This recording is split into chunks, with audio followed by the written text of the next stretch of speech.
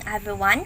I am Hazel Ansi Mascardo, and I, together with my groupmates, will going to discuss about the lesson 18 entitled Traditional Assessment. Objective: develop a traditional assessment tool. Assessment has specific purposes, namely to monitor students' progress, to gather data for instructional decisions, to evaluate students' achievement and performance, and to evaluate the program. In terms of assessment results, it can be used differently by different stakeholders. So therefore, for the students, it is a feedback on their learning. For the teachers, it is a feedback on the teaching. And for the administrators, it is a feedback on the use of resources. And for the curriculum designer, it is a feedback on the curriculum. For so long, the most widely used measure to describe learners' achievement and performance is traditional assessment. So what is this traditional assessment? When we say traditional assessment, it is a formal and often standardized.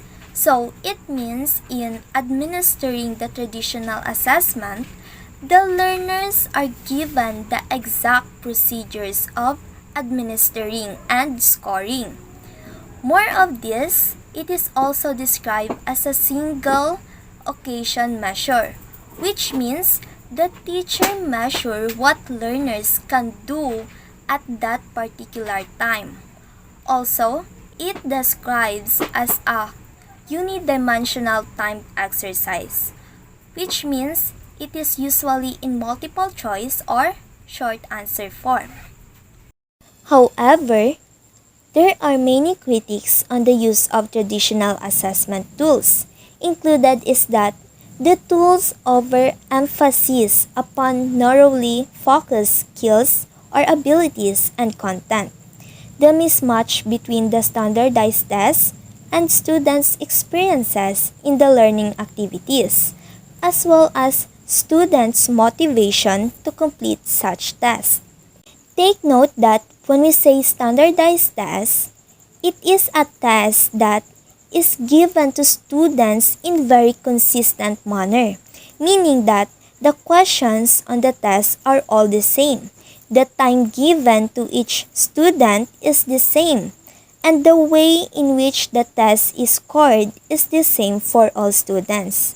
And this is according to the studyusa.com. So, in this portion, we will going to identify some critiques on the use of traditional assessment tools comparison with the authentic assessment. So, the first one is, in traditional assessment, it has an one-shot test. So, this means that students given a limited answers to choose in from time-bounded. However, in alternative or authentic assessment, it has a continuous and longitudinal assessment. Okay, so the second one is in traditional assessment, it has an indirect test. So this means that gathering information through means other than looking at actual samples of student works. So this includes surveys, exit interviews, and focus group. However, in alternative assessment, it has direct tests, which means it involves looking at actual samples of student work.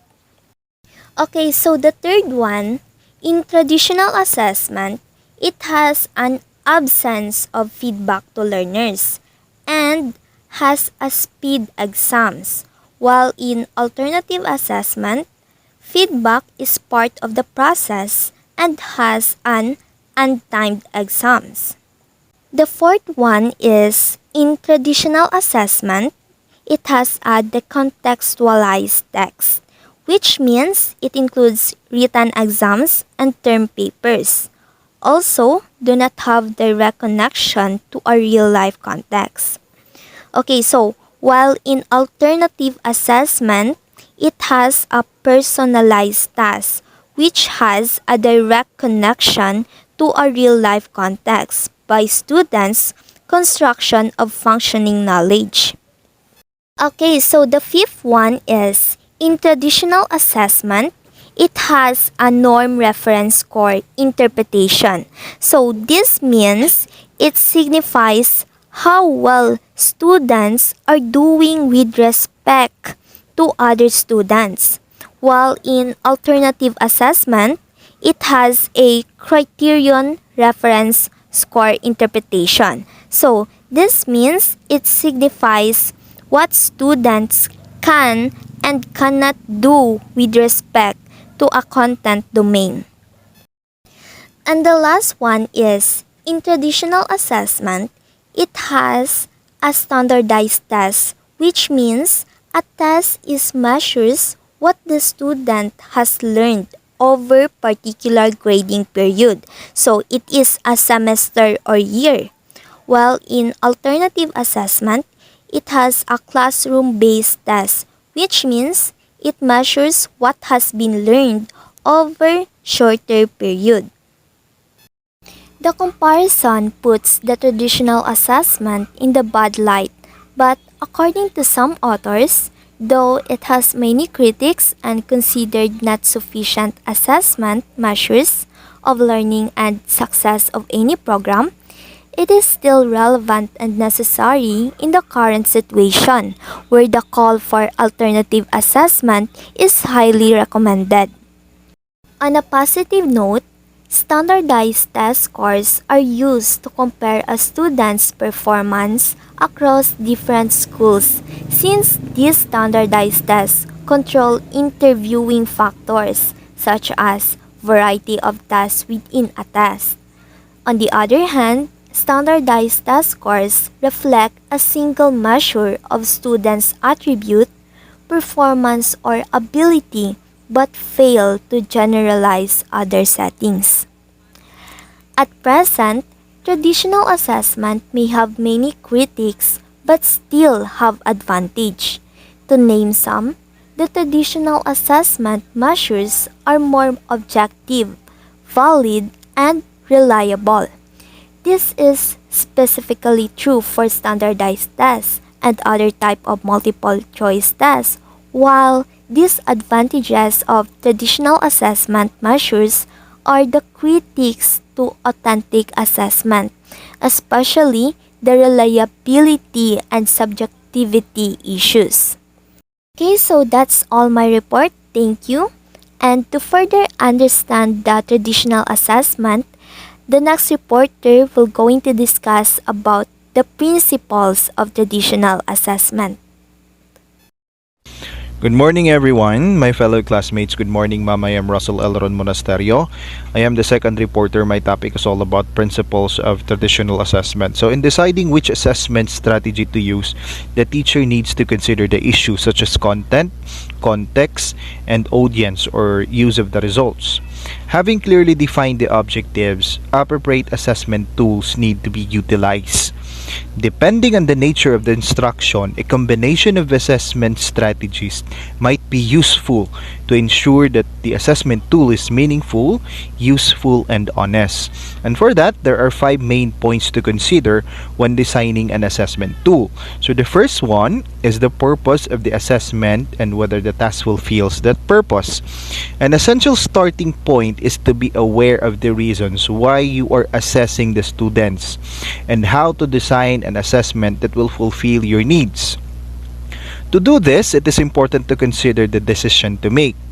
To consider the information you need to gather to make those decisions and what methods are the most effective for gathering that information. So in here, you have to be aware first of why you are assessing your students. Of course, obviously, you need to know if they learn from your discussion. And for that reason, you have to assess them for you as a teacher to find out. And for that, you have to think on how are you going to assess them. You need to design an assessment tool that will meet your needs or expectations. So it is a matter of how are you going to think a much better assessment strategies aside from those common techniques of assessments. So the second one is the validity and reliability of the assessment that you are constructing. To ensure the information to get out of the assessment result is as honest as possible, it is crucial to make sure that the assessment is both valid and reliable. So valid when it tests a relevant skill or ability, while it is reliable when the test gives the same results if taken repeatedly. So for this, you need to construct an assessment that you think is reliable. Those assessment that you could see that there's no way of dishonesty, because this could also reflect to you as a teacher, and if it's not reliable, it could affect also your reputation. And if it's your assessment tool that was used is could found as reliable not only for you but also for your co-teachers, then it is the time that your assessment could be valid, because it is important to ensure that the students had learned from you and from your discussion. So the third one is the referencing of the assessment. To make the assessment meaningful, it is important to compare the candidates' abilities with common measures. The other common measures for comparison are with other learners. Comparisons with objective criteria or comparisons with the learner's own performance in other areas. The careful consideration of the purposes of the assessment will help the most appropriate reference frame to be clear. So with this, as having said, referencing and comparison with the learners will help you to clear the frame to determine of who among your students need to assist more and need some extra attention for them to be able to keep up with the class. So referencing is very important for you to effectively gather information and to assist better your students. And this is one of the effective strategies to do, to be an effective teacher, no? So the two remaining main points will be going to discuss by Mr. Liubert Pe. So that would be all for my discussion. Thank you so much. Good day everyone, I am Liubert Clifford GP, and my assigned topic is all about the construction quality of assessment item and the grading of the assessment. The construction quality of assessment item. For the assessment to become effective, the assessment item must be constructed to an appropriate quality. It means in order to become effective assessment, it must be constructed in relevant or proper standard. Judging the quality of the items can be complicated, but as a starting point, consider the difficulty level of the items. Based on my own understandings, when you give assessments to the students, you must also consider the strain or difficulties of the assessments. For example, in grade 4 students, you cannot give assessment that is belong to the grade 6 students because the thinking capacity of the grade 4 students is not too high, unlike the thinking capacity of the grade 6 students. That's why we need to consider the difficulty of the assessments item based on the learner's capacity. A good assessment has difficulty levels of average learners. Consider also how well the assessments differentiates the learners in order to maximize the informations. A good assessment has a strenuous or hard in average or normal learners. That's why we need to balance the difficulties of the assessments when we give assessments to the learners. We need also to consider how assessments differentiate to the learners in order to maximize informations. So quality assessments is a data collections and analysis through which the degree of conformity through predetermined standards and criteria are exemplified. If the quality through this process is found to be unsatisfactory, attempts are made to discover. So why quality assessments is important? It's because high quality assessments provide actionable informations to inform curriculum and instruction decisions and allows for a real-time change, of course, to meet students' needs. The grading of the assessments. The grading of the assessment results are very concise summaries of a student's abilities. It means that the grade of the assessment result are very brief of the general abilities of the students. They are generally designed for the purposes of the institution, hence should be clear and easily understood by a lay persons. The grading of assessments is often related to the referencing of the assessments.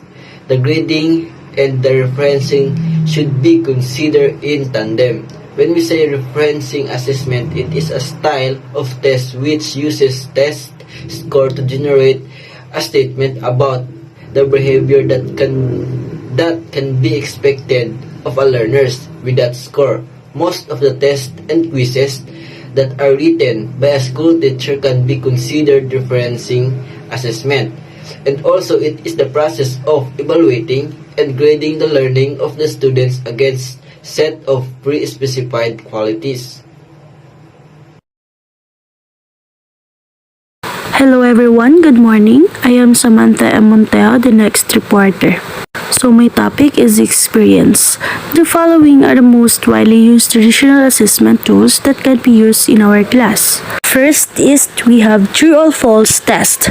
True or false items require students to make decisions and find out which of two potential responses is true. Because this measure is easy to score and easy to administer, but guessing the answer has a 50% chance of success. Another consideration, when the test items is false, it is hard to know whether the students really knows the correct response and why.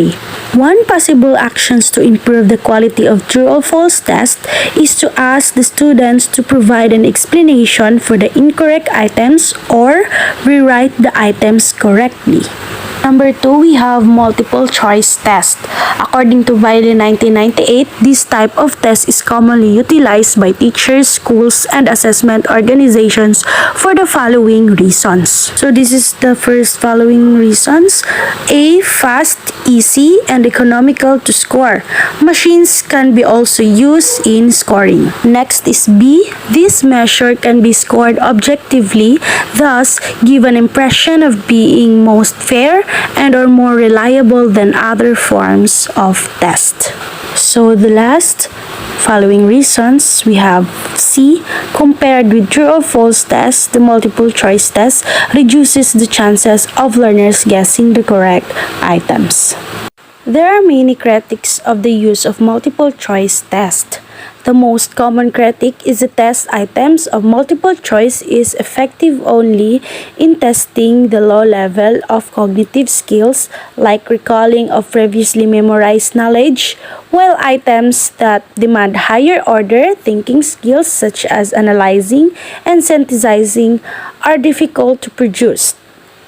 The other critics on the use of multiple choice tests are the guessing may considerable but with a known effect in the test scores. The test severely restricts what can be tested, difficult to write successful items, backwash may be harmful, and cheating is highly possible. So that's the end of my report. Thank you. Good morning, everyone. I'm Rachel Ancharis de Roque, so I'm going to continue the report about the traditional assessment tools under experience. Number 3, essay. Essay is an effective assessment because the answer is flexible and measures higher order learning skills, written communications, and organizations of ideas. So, it is a good thing because you can see if the pupils have learned or can recall an information about the topic that you discuss. And we all experience this kind of traditional assessment when we are taking an examinations. And it tests us to be more creative in writing essays. However, it's not a practical measure because it is a difficult and time-consuming to score an essay output. Another issue is the subjectivity in scoring. Hence, creating a rubric necessary to evaluate the output. Simonson et al. 2001. The rubric is a criteria rating scales which give the teacher has an option to create adapt rubrics depending on their instructions needs. So we all notice that when we are having an exam or taking an examination, it always has an essay part. Or when our professor gives us an activity to write an essay about a certain topic. To rate our essay, the teacher should have a criteria or rating scales to grade the output. They can adapt or can create their own criteria, but based on my experience, most of the teacher based on how will you organize your idea, your grammar, or how will you explain the topic that was given to you. So here are example of criteria. Number 4, short answer test. In short answer test, the items are written either as a direct question, requiring the learners fill in a word, phrase, or statement in which a space had been left blank for a brief written answer. The questions need to be precise, otherwise the items that are open to interpretations allows learners to fill in the blank with any possible information. So, in this short answer test, the questions are open-ended questions that require students to create an answer. So, it tests our ability to integrate what you learned in the past lectures, reading, and discussions and to apply the knowledge.